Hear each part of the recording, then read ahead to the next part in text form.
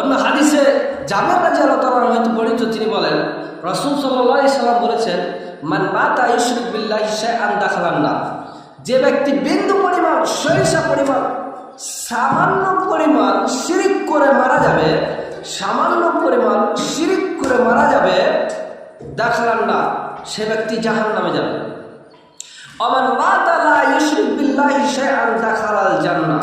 আর যে ব্যক্তি সামান্য পরিমাণ, সরিষা পরিমাণ শিরিক করবে না আর না করে যদি মারা যায়, তাহলে দাখালাল জান্নাত, সে জান্নাতে যাবে।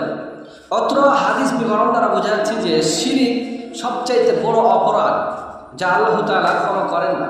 অতএব ছোট্ট শিরিক হলেও হাতে সামান্য দাগা বেঁধে যদি বলে এই দাগাতে আমার কচ্ছি ভেঙে গেছে, আমার হাত ভেঙে গেছে, যার কারণে আমি এই ধাগাটা বেঁধেছি, ধাগাটা ভালো করবে, এইটা যদি বলে মারা যায়, তাহলে তার জাহান্নাম।